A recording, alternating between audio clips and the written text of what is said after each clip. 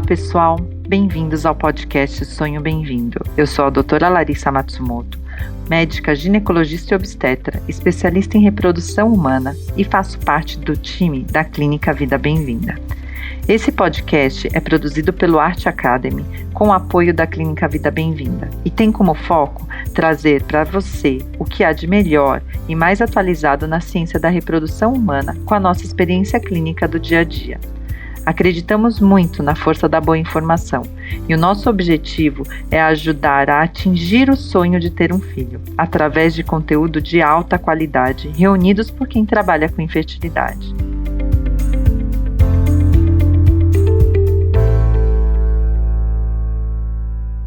No episódio de hoje, eu vou receber a doutora Michele Nagai. Ela é médica ginecologista, especialista em reprodução humana, formada pela Universidade Severino Sombra, em Vassouras, no Rio de Janeiro. Fez residência médica em ginecologia e obstetrícia pela Universidade Estadual de Londrina, a UEL. Possui título de especialista em ginecologia e obstetrícia pela Federação Brasileira de Ginecologia e Obstetrícia, que é a FEBRASGO, e título na área de reprodução humana pela mesma FEBRASGO. Ela tem especialização em reprodução assistida pelo Hospital Pérola Baiton, em ginecologia endócrina e climatério pela Unifesp. É membro da Sociedade Paulista de Ginecologia e Obstetrícia, que é a SOGESP, e da International Society of Gynecology and Endocrinology, que é o ISGE, e da American Society for Reproductive Medicine, que é a ASRM, e a European Society of Human Reproduction and Embryology, que é o ESHRE. Atualmente, ela é médica da Clínica Vida Bem-vinda. Olá, doutora Michele, seja bem-vinda ao nosso podcast. Olá, Larissa, é um prazer fazer parte do podcast, finalmente, depois de algumas tentativas aí de bater agenda,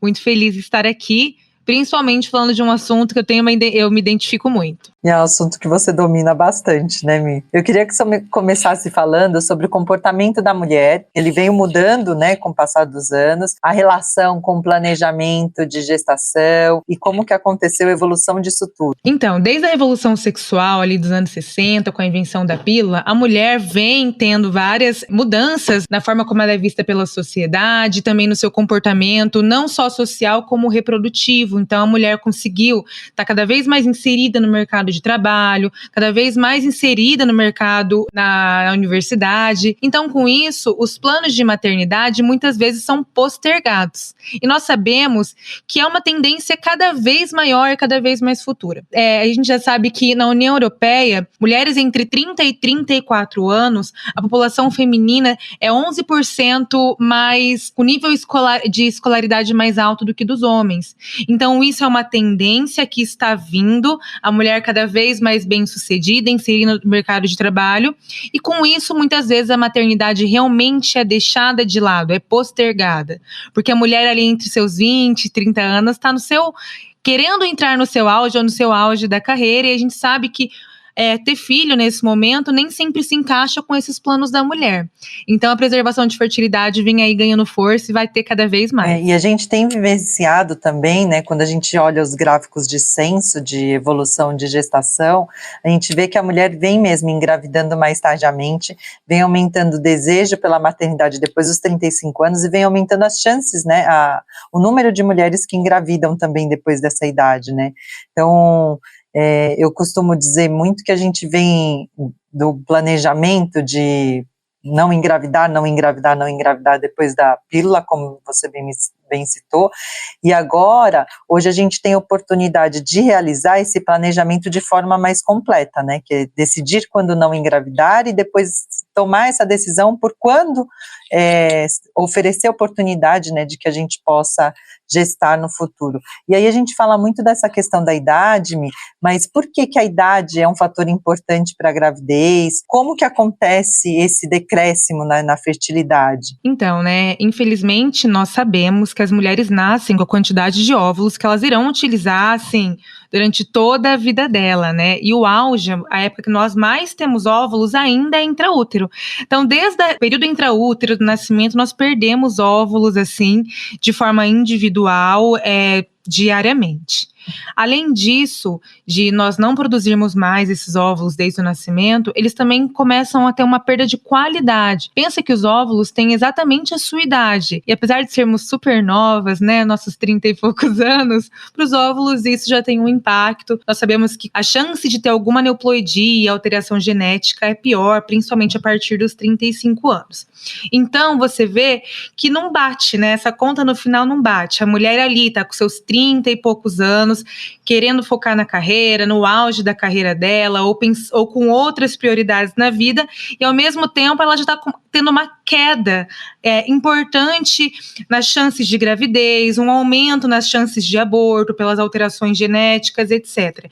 Então, isso não bate. Precisamos melhorar, na verdade, tudo isso. E, Mi, você falou da questão da queda dessa reserva e queda da qualidade, né? A gente sabe que tem a queda da quantidade e você falou da queda da qualidade. Existe alguma idade ideal que você teria ali, pensando na qualidade, na quantidade, para a gestação? Para que essa mulher engravidasse? Nós sabemos realmente que a piora na qualidade desses óvulos, no aumento das chances de aneuploidia, acontece de forma progressiva, principalmente a partir dos 35 anos. Dessa forma, também aumenta a chance de aborto. Então, claro, do melhor dos cenários, seria melhor engravidar antes disso, né? Além disso, uma gestante com mais de 35 anos já passa a ser considerada uma gestante de idade avançada. E também aumenta as chances de complicações obstétricas aí não tão relacionadas ao óvulo, mas sim ao corpo da mulher. Então, claro que pensando fisiologicamente, antes dos 35 anos, seria melhor engravidar. Mas, infelizmente, nem sempre bate com o estágio, né, que essa mulher está, assim, na vida dela. E isso muito bem lembrado, assim, pelo que você explicou, por conta do risco dessas alterações genéticas, né? Quando a gente pensa que essa queda acontece mais acentuadamente depois dos 35 anos e a queda de produção de óvulos geneticamente normais piora muito ali depois dos 37 anos, existe alguma forma, assim, tem uma pergunta que eu recebo muito no consultório, que é: se eu usar anticoncepcional, que eu não vou ovular, não vou perder aqueles óvulos todo mês, se isso de alguma forma traria algum benefício ou retardaria esse envelhecimento do óvulo em sua qualidade? Se eu mantiver hábitos de vida saudável, isso retardaria de alguma forma? Então, infelizmente não. Eu também recebo muito isso no consultório e eu até entendo por que as mulheres têm uma dificuldade de entender que mesmo a pílula bloqueando a ovulação, por que então que eu não guardaria esses óvulos? O que acontece? Existem alguns estágios, né, da nossa ovulação. E o primeiro estágio, que é de recrutamento folicular, ele não é impedido pela pílula. Então a pílula não deixa nossos folículos ficarem maduros e romper, mas aquele comecinho que você recruta folículo acontece, independente da pílula, e você destrói aqueles folículos que têm óvulos dentro, recrutados da mesma forma, usando ou não usando. Não tem, infelizmente, nenhuma relação, não consegue interferir na velocidade da perda desses óvulos. Da mesma forma que a pílula também não tem o poder de interferir negativamente na fertilidade da mulher. A pílula ali só não deixa você engravidar, pega aquele finalzinho da fase ovulatória, só que ela não tem essa interferência. A única coisa que a pílula pode interferir seria no diagnóstico de algumas patologias ovulatórias. Vou explicar. Por exemplo, uma paciente, se ela vier comigo, não menstrua, tem uma menstruação muito irregular, eu sei que provavelmente tem uma alteração, ela tem alguma alteração nesse período fértil dela. Quando a paciente usa a pílula, ela tem um sangramento bem certinho, ou não tem um sangramento. E isso não fala sobre como está a função reprodutiva dela, mas sim é um sangramento provocado pela pílula. Então, em alguns casos, o uso da pílula pode fazer com que alguns sinais de que ela teria alguma alteração ali no sistema reprodutor sejam mascarados. Por exemplo, a paciente com síndrome de ovário policístico, que eu descobriria que ela tem síndrome de ovário policístico porque ela menstrua a cada 50 dias, porque ela tem um pouco mais de pelo, ou tem um padrão policístico no ultrassom. Com a pílula, nenhum desses sintomas eu vou conseguir ver. porque a pílula mascara esses sintomas, mas não trata. Então, seria a única coisa que poderia me prejudicar. Aí essa paciente vem comigo para engravidar, talvez lá próximo aos seus 40 anos, e não teria muito tempo hábil para a gente conseguir ajustar ela, e aí descobriríamos que ela teria um problema. Então, assim, seria a única forma da pílula interferir nisso. E a pílula também, questão de qualidade, também não sofre nenhum impacto. Mi, isso que você falou de interferir da pílula mascarar algumas patologias, eu acho que outra coisa que me vem à cabeça é a insuficiência ovariana, né? Quer falar um pouquinho sobre isso também? A pílula, ela interfere qualquer sinal relacionado à menstruação. Então, geralmente uma mulher que menstrua regularmente, sem o uso de pílula, eu já imagino que ela ovule, porque para uma menstruação acontecer de forma regular, respeitando períodos certinhos, precisa ter uma ovulação. Isso quando eu falo em forma regular, não a cada 2, 3 meses. Então, quando a paciente usa pílula, eu não sei o que está acontecendo. Eu não estou tendo um sangramento, uma menstruação efetiva. Eu estou tendo um sangramento por privação hormonal ali do intervalo da pílula, então realmente eu não sei como é. E da mesma forma que mascaria patologias como a síndrome dos ovários policísticos, também pode mascarar a insuficiência ovariana prematura, que eu acho que é o maior medo do esterileuta, né? Porque o que é insuficiência ovariana prematura? A insuficiência ovariana prematura é quando os ovários começam a entrar em insuficiência antes do tempo. Vou dar um exemplo. A menopausa acontece quando acabam-se os óvulos dos ovários. Então, acabaram-se os óvulos, você entra na menopausa. Ela é mais comum a partir dos 40 anos, antes dos 40 anos é considerada uma menopausa precoce. A insuficiência ovariana é isso, quando os seus óvulos começam a acabar antes do tempo. E o que o esterileuta pode fazer se uma paciente chegar para mim e não tem mais óvulos? Não tenho muitas opções de tratamento. Já disse que os óvulos são células que são produzidas ainda no período intraútero e que eles não se regeneram. Então, se a paciente vem sem óvulos, nós temos pouquíssimas ferramentas para trabalhar com ela. Os principais sintomas de uma insuficiência ovariana prematura seriam sangramento irregular, então uma mudança no padrão de sangramento. A paciente pode ter inicialmente um encurtamento no ciclo menstrual, então a diferença, o intervalo entre as menstruações inicialmente podem se encurtar, depois podem se prolongar até chegar a períodos em que ela não menstrue de forma regular. Além de calorões, etc. Quando você usa pílula, eu não vou ter nada disso. Eu vou ter um ciclo regular pela pílula e até os outros sintomas que mostrariam para mim que alguns hormônios já estão em baixa, como os calorões, etc., também seriam mascarados pela pílula, já que a pílula fornece hormônios femininos para a mulher. Tem alguma forma de suspeitar que a mulher possa estar com esse quadro de insuficiência ovariana? E aí depois eu queria que você emendasse, já explicasse um pouco como avaliar essa reserva ovariana, como avaliar essa quantidade, se existe alguma forma de avaliar essa reserva, né, da mulher antes dos 35, depois dos 35, e como que você faz normalmente isso? Então, assim, eu sempre fico de olho na reserva ovariana da mulher.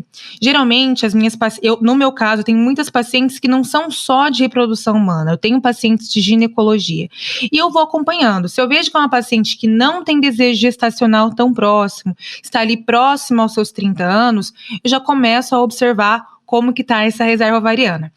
A reserva ovariana nada mais é do que quantos óvulos essa mulher ainda tem, basicamente. Reflete a quantidade de óvulos que ela ainda tem, e com isso eu consigo ter uma noção, infelizmente nem sempre tão assertiva, de quando o ovário dela entrará em insuficiência ou quando a fertilidade dela começará a cair. Nós sabemos que a partir dos 35 anos existe uma dificuldade maior em engravidar, uma qualidade menor de óvulos, aumenta as chances de aborto, só que existem mulheres que têm uma reserva ovariana mais baixa, geralmente porque elas consomem esses óvulos de forma mais rápida do que outras mulheres por diversos fatores. Nesses casos, essas mulheres deveriam ou engravidar mais cedo ou congelar os seus óvulos mais cedo para assim conseguir uma quantidade razoável. Como que eu suspeito dessas mulheres?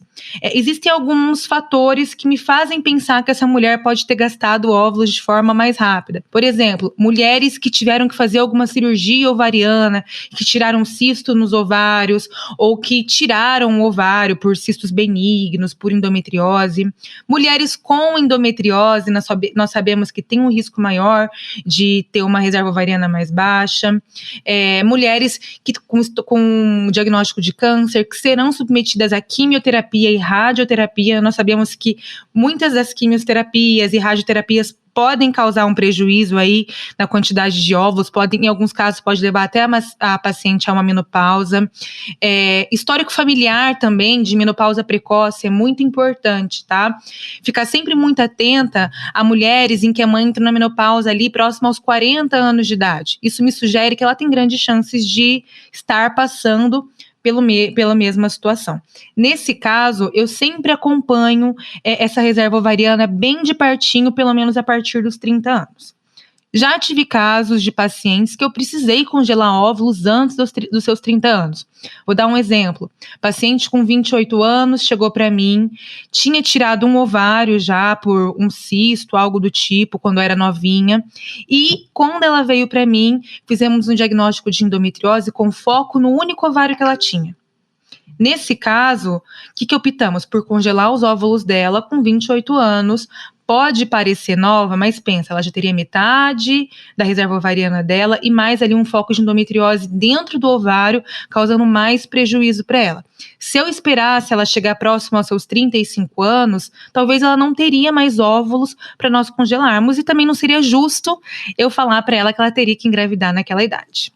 E outra situação que a gente pode congelar óvulos também numa idade mais precoce são as síndromes genéticas, né, Mi? Sim, principalmente ali síndrome de Turner, que geralmente está muito relacionada à falência ovariana prematura, além de algumas outras. Outras possibilidades também são pacientes com doenças autoimunes, às vezes em uso de algumas medicações, imunossupressores ou biológicos mais potentes. Então, algumas outras medicações também podem interferir aí na reserva ovariana dessa paciente. Mi, diante disso tudo, o que você usa para avaliar a reserva ovariana? E um ginecologista em consultório consegue fazer essa avaliação? Consegue sim fazer essa avaliação. Geralmente nós utilizamos de 2 parâmetros para avaliar a reserva ovariana: a contagem de folículos antrais e a medida do hormônio antimileriano. A contagem dos folículos antrais, na verdade, é feita por uma ultrassonografia. Em períodos específicos, geralmente com a paciente menstruada, nós contamos quantos folículos tem em cada ovário. A quantidade de folículos visíveis na ultrassonografia durante esse período folicular, durante a fase folicular precoce, e com a paciente menstruada, ela reflete a nossa reserva ovariana, a reserva ovariana dessa paciente. E é bem fácil de entender. Por exemplo, pacientes que têm muitos óvulos ainda, os ovários recrutam vários folículos e escolhe só um para ovular. Mulheres que já estão começando a ter uma queda na quantidade, já gastou bastante esses óvulos, os ovários recrutam uma quantidade menor, para que essa mulher chegue na menopausa naquela idade que ela está geneticamente ali programada. Então, a contagem de folículo antral é utilizada com a paciente menstruada e a medida do hormônio antimileriano, que seria um hormônio produzido pelos óvulos bem novinhos ali em estágios bem iniciais que ainda tem no ovário. Tá? Nós sabemos que a medida do hormônio antimileriano, ela sofre alteração de interpretação com o uso de algumas medicações. Então, aos ginecologistas, quando forem pedir medida de hormônio antimileriano, é sempre importante ver se a paciente está usando pílula ou se a paciente está usando alguma suplementação, como biotina. O Oscar mandou agora, né, um paper no nosso e-mail sobre até algumas outras medicações, como DHEA, entre outros, tá? Então tem que saber que algumas medicações podem interferir na medida, não que essas medicações interferem na quantidade, mas elas brigam ali com a forma como é medido esse hormônio antimileriano. E aí o que eu faço? Eu preciso suspender a pílula para a paciente usar o hormônio antimileriano? Não está errado, tá? Eu dosar o hormônio antimileriano com a paciente em uso de pílula. Não está errado, mas eu tenho que ter na cabeça que esse valor pode vir um pouco abaixo do que ele é na realidade. Pode chegar até 30% mais baixo do que ele é na realidade. O uso de biotina, por exemplo, que é muito frequente, muita mulher usa para queda de cabelo. O ideal é suspender pelo menos 72 horas antes da coleta. E aí vem a segunda pergunta, né, Lari? Que a gente recebe muito, eu recebo muito, pelo menos, de colegas ginecologistas e também no Instagram. Como interpretar o hormônio antimileriano? Geralmente, nós interpretamos valores abaixo de 1,1, 1,3, depende de onde você vê como referência, como um valor baixo. Então, pacientes estão próximas a 1 ali, eu já fico atenta, já pode ter uma medida limítrofe abaixo de 1, a gente já sabe que é uma reserva ovariana mais baixa. Mas também o hormônio antimileriano, a gente tem que correlacionar com a idade, né? Uma paciente de 40 anos com hormônio antimileriano mais baixo, isso reflete a queda da quantidade com a idade mesmo. O que me assusta mais é uma paciente de 20 e poucos anos com hormônio antimileriano mais baixo, tá?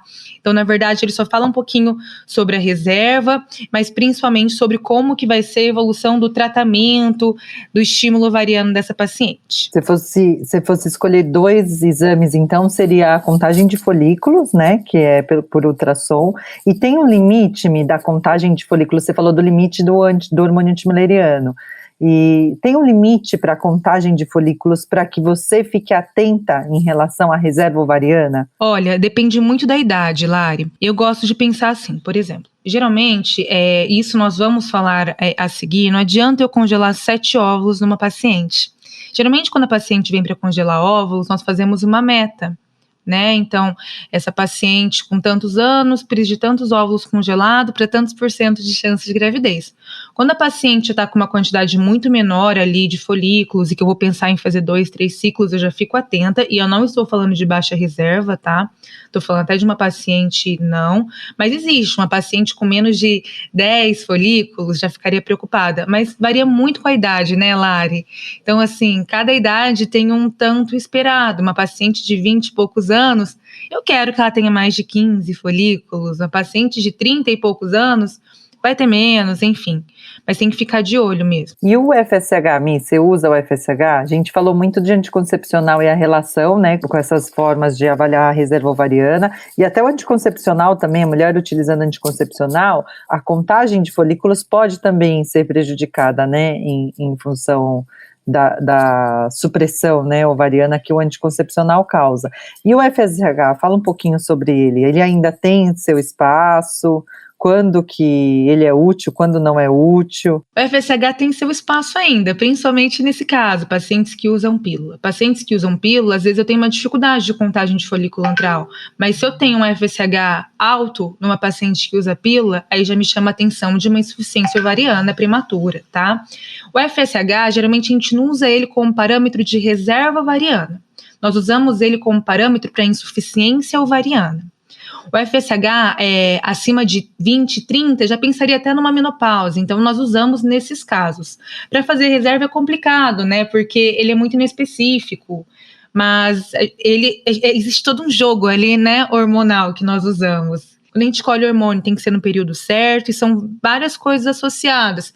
Se eu faço um FSH, ele está bem no comecinho da menstruação, que eu espero que ele esteja baixo, ele já esteja ali num 15, eu já fico preocupada, tá?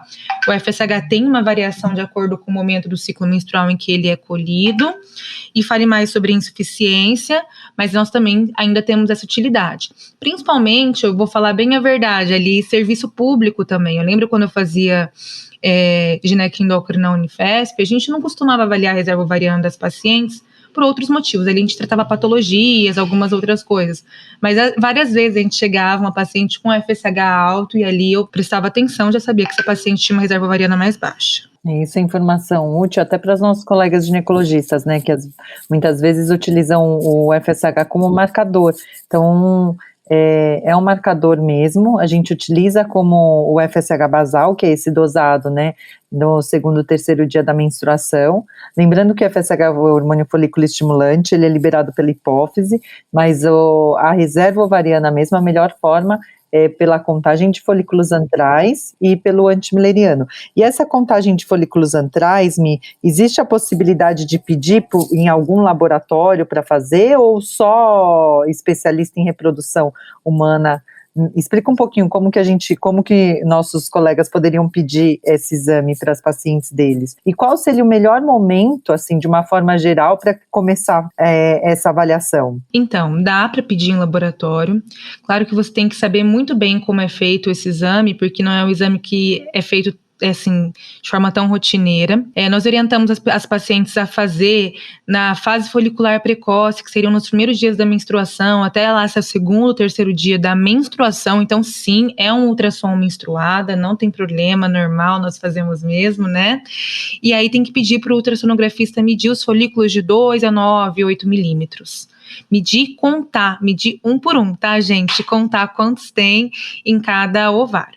É muito importante falar que não adianta eu pegar um ultrassom em qualquer fase, sabe? Assim, a paciente fez um ultrassom, não sei nem que fase que ela tá, tinha tantos folículos. Isso não quer dizer tanta coisa, existem fases específicas. Tem que ser em fase folicular precoce, com a paciente menstruada, às vezes dá para avaliar pós-ovulação, mas aí de forma mais tranquila, mais fácil, mais didática. Para quem não é especialista, o ideal é fazer menstruada entre o segundo e o terceiro dia da menstruação. Isso muito por conta da homogeneidade, né, dos folículos. Quando o folículo já está grandão, às vezes dificulta essa contagem. E com anticoncepcional é isso, está tudo muito pequenininho, o ovário perde volume, então pode dificultar também a realização a contagem do exame, né. No geral, acontece a mesma coisa que o antimileriano, a gente acaba subestimando, né, a contagem desses folículos. E qual idade que você recomendaria, Mi, para que começasse a fazer a avaliação dessa reserva ovariana? Então, eu aconselharia as pacientes procurarem a avaliação da reserva ovariana a partir dos seus 30 anos. Claro que pacientes que não se encaixam naqueles fatores de risco que nós falamos antes, como histórico familiar, endometriose, etc., tá? Pacientes sem nenhum desses fatores de risco, o ideal é procurar avaliar a reserva a partir dos seus 30 anos. Os estudos mostram que as mulheres que mais tiveram benefício para congelar seus óvulos foram as mulheres na faixa etária de 32 a 37 anos. E como assim benefícios? Nessa relação entre quantas congelaram e quantas foram buscar. Tá? Então, se você congelar muito antes, existe um maior risco de você não utilizar esses óvulos. Então, aquilo, quanto mais cedo, melhor, nem sempre funciona. Tá? Então, assim, o maior benefício seria nessa idade, em mulheres que têm uma reserva ovariana esperada para a idade dela. Como eu já disse, uma paciente que tem endometriose, uma paciente que tem um histórico de cirurgia ovariana prévia, histórico familiar de menopausa precoce, o ideal é que a reserva ovariana seja avaliada antes ainda, ali na faixa dos seus 20 e poucos anos, pelo risco de ser abaixo do esperado para a idade. Quando que você recomenda, Mi, o congelamento de óvulos? Eu recomendo congelamento para mulheres com mais de 30 anos que não desejam engravidar tão cedo, ou por não ter parceiro para isso, não querer, ou porque ainda estão numa fase da carreira que não se encaixa a maternidade. É indicado também para pacientes que vão ser submetidas a cirurgias ovarianas, pacientes às vezes que vão ser submetidas a cirurgias de endometriose. Isso são as indicações não patológicas, né? Assim, nós temos que lembrar que o congelamento de óvulos não é só para preservação social de óvulos, né? O congelamento de óvulos foi inventado para pacientes com câncer, que precisariam ser submetidas a quimio, radioterapia e que ainda não teriam uma prole constituída. Então, nesse caso, o congelamento de óvulos é inquestionável, né? Então, pacientes com câncer, pacientes que serão submetidas a alguma cirurgia ou com alguma alteração genética. Tirando isso, pacientes sem nenhuma patologia, seria bem isso. Pacientes lá por volta dos 30 anos que não pensam em engravidar tão cedo. E a técnica é segura, Mi? Congelamento de óvulos? Me fala um pouquinho sobre o congelamento em si. Atualmente ela né, Lari? Então, o congelamento de óvulos é uma técnica relativamente segura há pouco tempo, tá? Assim, antigamente nós usávamos uma técnica que era um congelamento lento e aí tinha uma perda maior. Hoje em dia nós fazemos a vitrificação, que é um congelamento super rápido, a menos 196 graus, tá? E a taxa de perda desses óvulos é muito mais baixa, ali por volta dos seus 10% até. Então, atualmente é uma técnica segura, não existe um limite limite de tempo que esses óvulos podem ficar congelados. Então, os estudos mostram que se ele está congelado há 1 ano, há 5 anos, não tem um impacto na qualidade desses óvulos durante o descongelamento. Então, realmente não tem um limite. É uma técnica, sim, segura. Desde que, já voltando a falar num assunto que a gente vai falar um pouquinho mais pra frente, tem uma quantidade suficiente congelada. Não adianta você congelar 2 ovos e falar assim, meu Deus, eu vou ter filho. Não, não é assim. E nós vamos falar disso um pouquinho mais pra frente. Então, é segura sim, sabendo das limitações que todas as técnicas têm e essa como todas as outras têm. Existe um número? Que essa é a pergunta-chave. Existe um número ideal? Então, sabe por que eu falo muito isso? Porque primeiro que nós estamos aí pegando uma leva de pacientes que congelaram assim 5, 6 óvulos e estão voltando, porque esse conhecimento de quantidade de óvulos não é um conhecimento antigo. É um conhecimento que tem ali depois de 2015, 2016. Então, as pacientes não sabiam que tinha, não sabia esse direito, né? Tinha uma noção, mas ninguém tinha, assim, uma estimativa de óvulos. Os trabalhos que mostram uma quantidade de óvulos necessária para realmente ter chances viáveis de gestação só com esses óvulos congelados, são mais recentes. Então, nós estamos pegando uma leva de pacientes assim, e também é uma coisa muito frequente no consultório. Chega uma paciente que tem uma reserva ovariana que é ok para a idade, mas tem, sei lá, 13, 12 folículos, eu já converso com ela, existe grande possibilidade de você ter que fazer mais de um ciclo, e elas ficam confusas, nossa, mas por quê? Eu tenho 10 óvulos, por que eu tenho que fazer outro? Então, o que acontece? Existe um fator na reprodução humana que é o funil da reprodução humana, né? Como o Lucas que fala bastante sobre isso. O que acontece? Nós temos perdas em todas as etapas da reprodução humana. Eu vou explicar assim de uma forma acho que mais fácil para vocês entenderem. Chega uma paciente para mim no consultório, eu vou lá, faço um ultrassom nela, ela tem 13 folículos. Começa as medicações. Geralmente a quantidade de folículos que a paciente tem no início é meio que o que ela vai ter, assim, ela dificilmente vai ter mais do que aquilo, porque eu vou dar medicação para os folículos que ela tiver crescer, né? Então essa contagem de folículo antral é um fator limitante e que a gente ainda não sabe melhorar, não tem como melhorar atualmente na reprodução. Então essa paciente me chega com uns 13 folículos. Eu forneço medicação para ela para amadurecer esses folículos e vou avaliando. No meio do caminho, nem todos os folículos cresceram, alguns morreram, pararam de crescer ali no caminho. Aí continuo dando medicação. Quando esses folículos chegarem entre 17 e 20 e poucos milímetros, eu considero que os óvulos que estão dentro deles estão maduros, e aí marco a coleta. Vou coletar. Nem sempre todos os folículos têm óvulos, então pode ter folículo que não tem óvulo. Então 13 já caiu lá para uns 10, já caiu lá para uns 8. Dos óvulos, nem todos os óvulos estarão maduros. Aí pode cair mais um pouquinho. Dos óvulos maduros, congelei esses óvulos, voltei para utilizar. Durante o descongelamento, podemos ter uma perda da quantidade de óvulos. Depois, vou fertilizar com espermatozoide. Nem todos fertilizam. Dos fertilizados, nem todos evoluem para um estágio adequado para fazer a transferência embrionária. Dos embriõezinhos que estão prontos, colocamos dentro do útero, nem todos geram uma gestação, alguns não são geneticamente normais, enfim. Então, como vocês podem ver, existe uma queda em todas as etapas da reprodução humana. Se eu tiver 5 óvulos, a chance de eu ter um embrião ali na etapa final é muito baixa. Então, eu preciso fazer uma programação. O congelamento de óvulos, independente da causa, do porquê você está congelando, ele precisa de uma programação. Então, geralmente, quando vem uma paciente para mim no consultório, olha, eu quero congelar meus óvulos porque eu não quero ter filhos tão cedo. Eu sento com ela, converso, explico tudo isso que eu expliquei para vocês. Nós vemos a idade dela e calculamos uma meta de óvulos, tá? Que precisamos congelados. Assim, para ter uma chance de 80%, mais ou menos, uma mulher até seus 34 anos precisa por volta de 15 óvulos. Depois dos seus 35 a 37, precisa por volta de 20 óvulos. Após os 38 anos, não chega a 80%, independente de quantos óvulos. Então, como vocês podem ver, com a idade, a quantidade de óvulos necessários para boas chances aumenta. Porém, a chance dela ter uma boa quantidade de óvulos por vez diminui, porque a reserva dela vai caindo. Então, temos que sentar e conversar. Então, chega essa paciente, eu avalio a reserva ovariana dela, fazemos uma meta, aí a gente vê o que seria possível com a reserva ovariana e a gente faz uma programação de tratamento.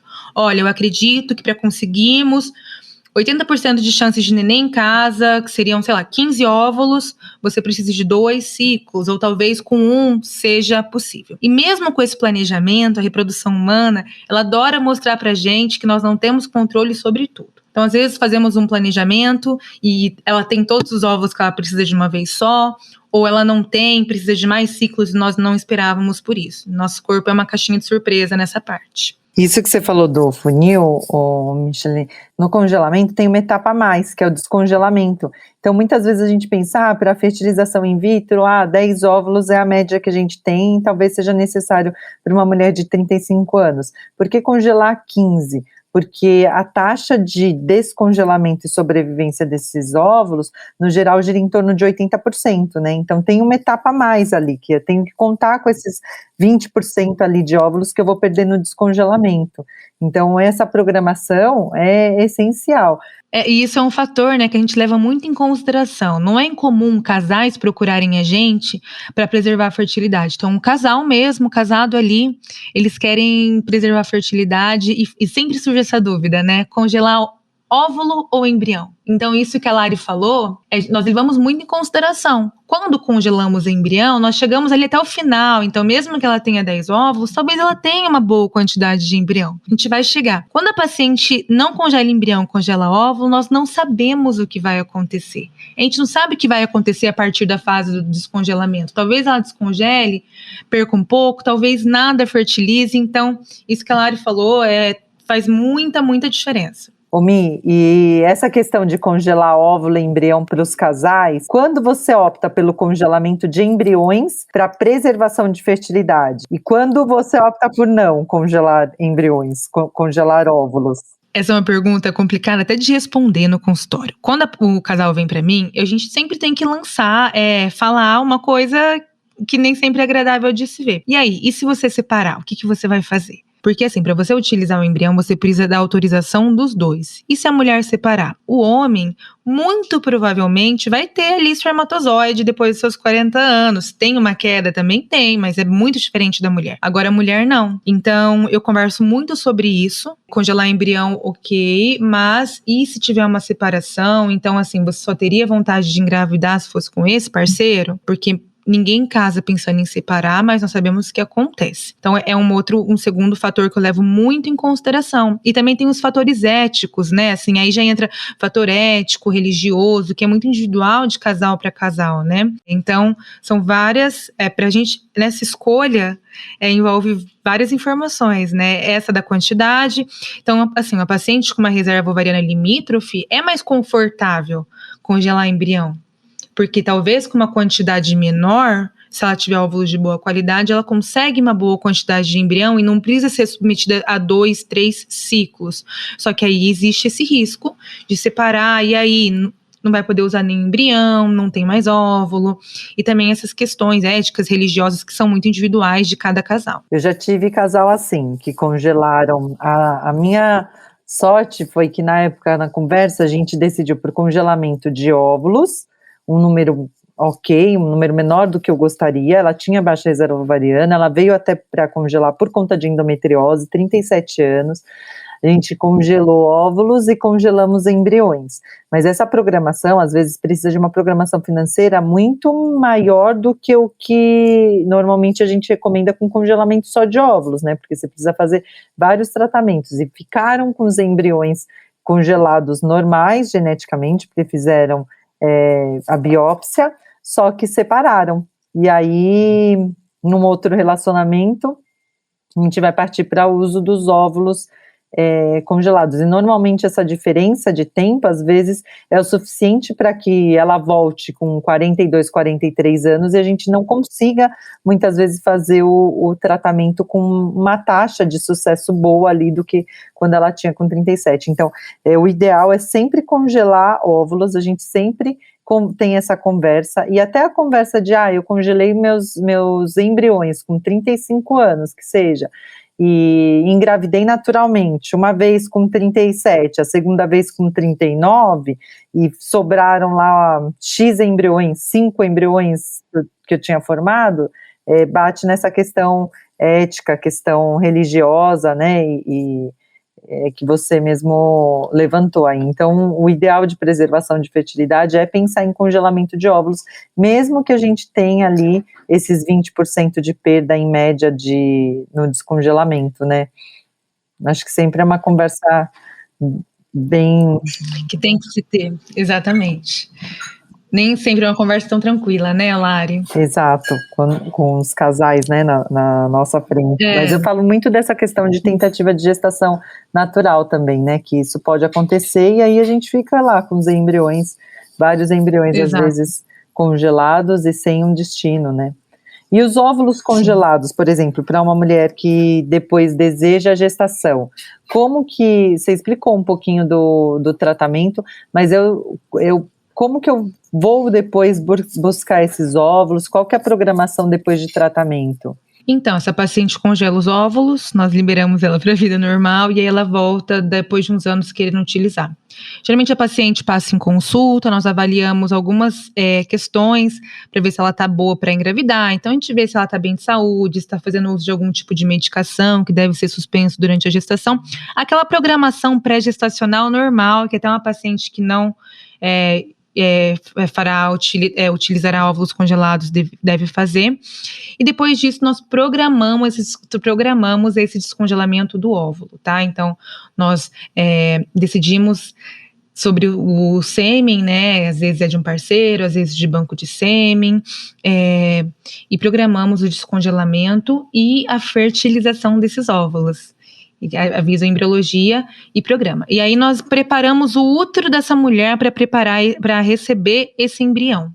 Esse preparo pode ser feito de forma natural. Como assim natural? Nós podemos acompanhar um ciclo ovulatório dessa mulher e colocar ali naquela época que provavelmente ela engravidaria, ou nós podemos fazer de forma medicada. Então, estimular esse útero de forma controlada com medicação exógena para deixar um endométrio receptivo ali para receber esse embrião. Geralmente, esse processo é muito mais tranquilo, não envolve injeções ou se envolve uma quantidade muito menor, tá? O estímulo ovariano para congelar óvulos geralmente demora uns 14 dias, com injeções diárias e vários ultrassons. Esse, para preparar o útero, geralmente são medicações orais, creme, adesivo, em alguns casos, injeção. Dura também aproximadamente de 14 a 20 dias, tá? Essa paciente faz um ultrassom, se tiver tudo ok, um ultrassom menstruada, o endométrio estiver bem fininho, não tiver nenhum folículo ali, nenhum cistinho, nada interferindo, nós começamos. Ela fica durante uns 10 dias usando só uma medicação, volta, se tiver tudo ok, a gente termina o preparo e já marca a transferência. Quando a paciente vem num ciclo natural, tipo, vou fazer um preparo natural, é a mesma coisa, a paciente vem menstruada e nós vamos acompanhando o crescimento folicular, acompanhamos a ovulação dela e também programamos aí a transferência embrionária. Você me falou de ciclo natural, e aí é uma outra pergunta também que eu recebo com frequência. Eu fiz lá a avaliação da reserva ovariana e vou programar esse ciclo de preservação de fertilidade. Eu posso fazer sem medicação? Pode, só que no ciclo natural nós conseguimos só um óvulo maduro e viável, com a quantidade de hormônios que nós produzimos. Então, imagina, você teria que fazer isso 20 vezes com chances de ter ciclos que você não teria óvulos. Então, geralmente não é nem psicológico, nem financeiro, nada viável. Por isso que nós fazemos medicação. Quando nós damos medicação para a paciente, o intuito é que ela consiga amadurecer, né, entre aspas, a maior quantidade possível por vez. Consiga vários óvulos de uma vez. Porque sem medicação ela vai conseguir com sorte 2 ali, né? Mi, você falou em congelamento e a idade, então a idade acaba interferindo acho que isso já vai repetir, né? Essa é a penúltima pergunta, né? Não, a idade é o fator limitante da reprodução mais importante em todos os aspectos, para congelar, para fertilizar, para FIV, para tudo. Idade da mulher, infelizmente, a reprodução ainda não teve um avanço suficiente para conseguir melhorar. E acho que muito importante da idade é a questão também que está diretamente relacionada à reserva e à qualidade, né? Do número de estímulos que a gente vai precisar. Porque, se eu preciso de um óvulo para uma chance de 70% de ter um embrião geneticamente normal com menos de 35, depois dos 38, provavelmente eu vou precisar de 2 óvulos, com 40 anos eu vou precisar de 2 óvulos para que tenha a mesma chance ali com 35. Então o cálculo é mais ou menos de forma bem simplificada assim. Se eu congelo antes dos 35, eu precisaria de um óvulo para ter 2 óvulos, para que tenha um embrião geneticamente normal, para a cada 2 óvulos. Existe essa perda, então assim, eu sempre falo, 10 óvulos, com menos de 35 anos, uma chance lá de próxima a 60, com 35 a 37, uma chance de próxima a 50, e aí eu uso de 10 e vai vendo como que vai diminuindo as chances de gravidez. E saiu um artigo agora recente de preservação de fertilidade social na Fertility Sterility, e ele mostra exatamente esse marco de antes dos 35 anos, depois dos 35 anos a chance de gravidez, né? Antes dos 35, congelamento tem uma chance de gravidez de aproximadamente 60% de nascido vivo, e depois dos 35 cai para 40%, né, perto de 40%, para o mesmo número de óvulos congelados, que acho que a média, se não me engano, era 12. Então, a idade acaba interferindo nas chances também, né, para o mesmo número de óvulos congelados. Então, é um fator importante também. E aí, depois que essa paciente pensou em engravidar tardiamente, quais os cuidados que essa mulher tem que ter com uma gestação, por exemplo, depois dos 40 anos? Eu sempre falo que é um comprometimento que essa mulher faz quando a gente decide pelo congelamento, porque você está congelando ali com 35, você já está pensando numa gravidez mais tardia, né? Então, infelizmente, acima dos 35 anos, uma gestante, ela é considerada uma gestante, uma idade materna avançada, e realmente é muito injusto nós pensarmos que uma mulher de 35, 36 anos seja considerada uma idade avançada para qualquer coisa.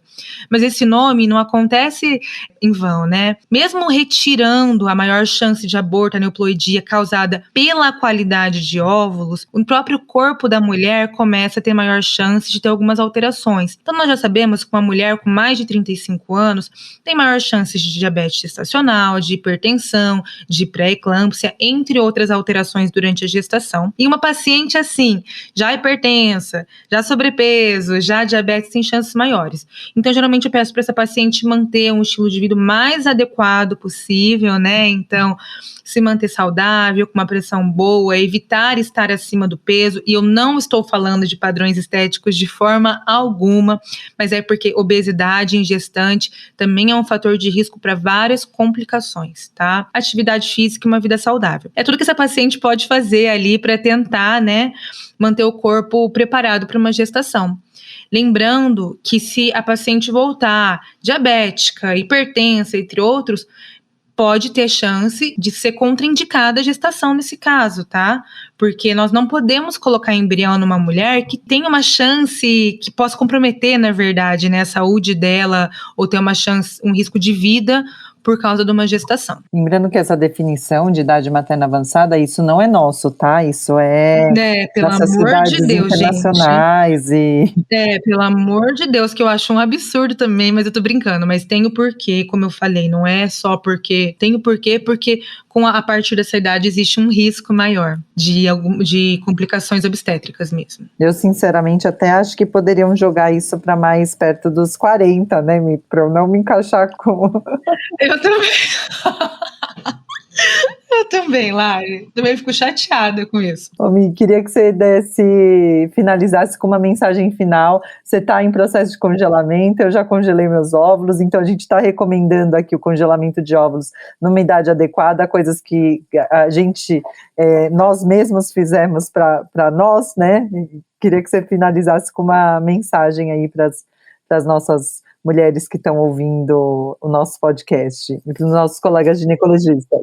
Para as mulheres e para os colegas. Gente, difundam essa informação sobre congelamento de óvulos, porque, como eu já disse, óvulos não se reconstituem, não se regeneram, e a partir do momento que acabou, acabou. E é muito frustrante atender uma paciente que não tem mais óvulos e passar por todo esse processo de tentativa de congelamento, com frustrações, de não responder, tá? Então, difundam essa informação o máximo possível. avaliem a reserva ovariana de vocês, preste atenção no ciclo de vocês, nos sinais do corpo de vocês e aos colegas. Avalie, tenha esse olhar não só como um médico, não só como vou colher papa todos os anos. É importante a gente avaliar como que está a vida dessa pessoa, né? Se eu vejo que é uma paciente que não tem nenhum acesso, não sabe sobre isso, mas eu sei que ela não quer engravidar tão cedo, fale com ela, exponha as possibilidades, tá? Eu sei que, às vezes, eu recomendo congelar ovos para uma paciente, sei lá, com 32 anos, tem colega ginecologista que fala, nossa, é muito nova, e não é, gente. Acabamos de expor aqui vários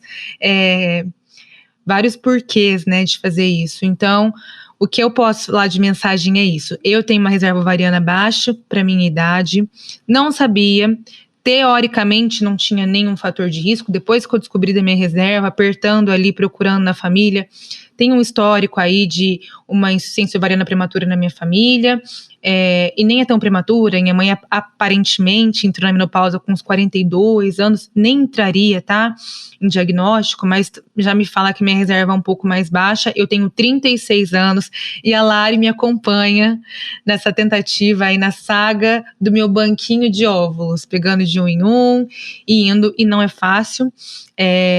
Eu acho que tudo que mexe com reprodução humana, para a mulher, para o casal, mas principalmente talvez para a mulher, é muito complicado psicologicamente. Nós crescemos com algumas mensagens que estão na nossa cabeça. Então você vai crescer, você vai estudar, você vai casar, você vai ter filho, e muitas vezes, e é cada vez mais frequente, nossa vida não segue esse script. Então, assim, eu tô com 36 anos e achei que eu teria filhos, sei lá, com essa idade, quando eu tinha meus 20 anos. E nem sempre é fácil você ficar aí, nem sempre, não é fácil ficar passando por essas frustrações. Congelar óvulos nem sempre é uma decisão fácil. Quando uma mulher vem pra gente, né, para congelar óvulos, ela já teve que superar vários estigmas da vida dela. Ela já passou pela mulher que, é a mulher que prefere a carreira do que ter filho, ou a mulher que não casou e não acha ninguém, ou etc. Então ela já teve que superar algumas bobeiras sociais que nós temos. Nem sempre é fácil. Eu escuto às vezes colegas falarem assim, congelamento é tranquilo. Não é tranquilo, gente. Às vezes a paciente está passando por muita coisa para chegar até você, e você tem que ter uma cabeça muito aberta e para conseguir entender a fase que ela está passando. Você imagina que às vezes ela vai congelar e nem sabe se ela vai usar, nem sabe. Então, assim, dá um apoio para essas mulheres. Foi o auge aqui do podcast, esse relato, até me arrepiou. Gente, a Lari já passou comigo por cada uma, né, Lari? Já chorei, que eu sou da reprodução, mas não é fácil, não, viu? Não é fácil fazer esse processo, é uma loucura hormonal e frustração, então. A Lari já me acompanhou muito, aí ela é minha parceira de toda essa trajetória. E depois que você passa por tudo isso, você tira um peso, assim, né? Porque, assim, a gente sabe que não é 100% congelamento, requer mesmo planejamento, essa questão de planejar o passo a passo, planejar financeiramente, planejar a quantidade de estímulos que a gente vai precisar. Nem sempre tudo acontece como esperado, tem os sintomas colaterais, então é importante ter o pé no chão, mas depois que você faz tudo isso, você tira um peso. Eu fiz numa situação um pouco diferente, que eu nunca pensei em gestação, ainda não estou pensando nisso agora, já estou perto dos 40, congelei justamente por isso, porque eu não me via mãe quando eu cheguei lá perto dos 35 anos, e o meu processo foi mais tranquilo, mas eu sinto que eu tirei um peso, assim, porque é justamente o que você falou, gera essa questão social de, tá chegando ali aos 35, quando você vai engravidar, quando você... essas perguntas, querendo ou não, a gente se depara com ela a cada roda social que a gente vai, né? E aí você responde, não, estão lá congelados, estão lá congeladinhos. Exatamente. É uma pressão social muito grande, né? Assim, e requer muita força para você peitar essa questão social, porque você está peitando o que você aprendeu, o que você escutou, a sua família, o que você viu na TV, o que você vê nos filmes, e nem sempre é tranquilo mesmo. E até assim, desmistificar. Com certeza. Eu também acho. porque é um tabu. Eu estava lendo um artigo aqui que é bem polêmico, eu estava até falando com a Lari, na verdade é um comentário da RBMO sobre o congelamento eletivo e a emancipação feminina, e é bem isso, né? É um tabu. Eu li um outro artigo de estudantes assim, de nível superior, de mestrado, doutorado, e 80% delas consideram um tabu falar sobre pensar em congelar óvulos. E também tem pouquíssima informação sobre esse tema. Então, tem que difundir mesmo. E você sabe que a gente teve, né, uma aula, que foi uma pesquisa que a Ferrin patrocinou, e foi muito interessante sobre preservação de fertilidade, que eles entrevistaram mais de 600 mulheres, e eles acharam que as mulheres, até a decisão de congelamento de óvulos, elas levam em média 2 anos, entre ter acesso à informação e o médico colocar como opção, mesmo os nossos colegas ginecologistas colocam como opção para ela, olha, você não está pensando em engravidar com 35, por que você não vai para congelamento? Até que ela decida pelo congelamento, são 2 anos. E é o que a gente vivencia hoje no consultório. Com a pandemia a gente viu muito aumentar a procura pelo congelamento, que ótimo, mas quando a gente faz os levantamentos, e até esse estudo que saiu na Fertility, da Cornell, que é em Nova York, né, que você pensar, é um país desenvolvido, eles têm mais acesso à informação, né, teoricamente, porque a média de idade das pacientes que congelaram lá também foi 38,2 anos, quando a gente pega os nossos tratamentos na clínica Vida Bem-vinda, é em média 38 ponto alguma coisa também. Às vezes nessa idade vai precisar de um número de estímulos maior mesmo, então o acesso à informação e o amadurecimento dessa ideia que pode levar até 2 anos, é importante que a gente difunda isso e que o acesso esteja cada vez mais precoce, né, e no dia a dia do consultório ginecológico. Com certeza, eu mesma, a Lari sabe muito bem disso, mesmo tendo acesso à informação, mesmo lidando com paciente com baixa reserva diariamente, quando eu me peguei nesse local, eu demorei a Lari sabe tanto que eu demorei para criar coragem de enfrentar isso. Tá? Claro que meu caso não era um congelamento só assim, vou congelar, talvez. Eu sabia que ia ser uma jornada complicada para mim, por ter uma reserva baixa e ter que fazer várias vezes. Mas eu demorei praticamente 2 anos, né, Lari, para conseguir assimilar e falar, beleza, eu vou. Passou de tudo pela minha cabeça, e isso passa pela cabeça dos pacientes. Eu entendo por que eu não casei com fulaninho, por que eu resolvi fazer isso, meu Deus, será que eu estou fazendo a escolha certa da minha vida? Talvez seja para não ter filho mesmo.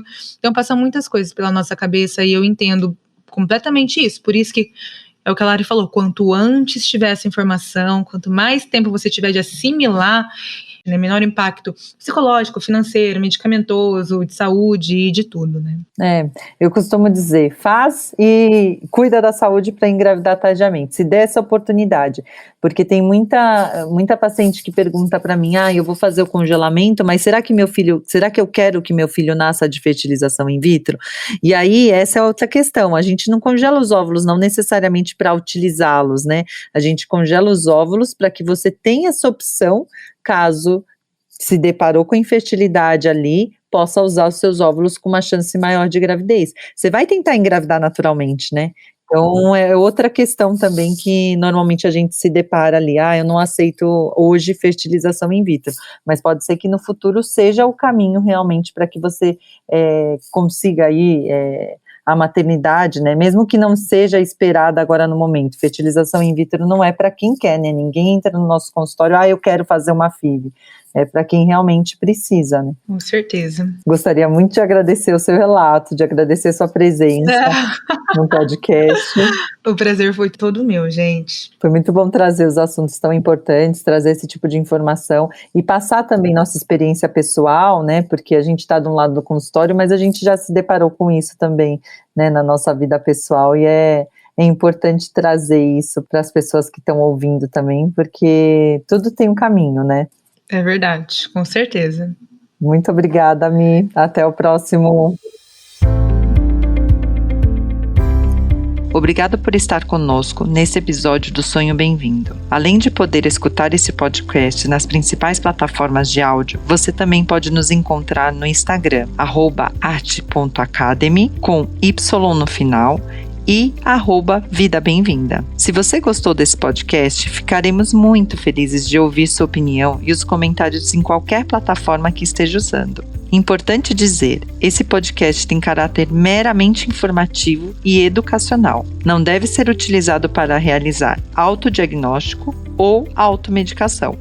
O conteúdo não é feito para substituir a consulta com um profissional de saúde. Em caso de dúvidas, consulte o seu médico. Somente ele está habilitado a praticar o ato médico conforme a recomendação do Conselho Federal de Medicina. Nenhuma relação médico-paciente é estabelecida aqui neste canal. E somos muito transparentes em relação aos conflitos de interesse e levamos isso a sério. Espero que tenha gostado e até a próxima.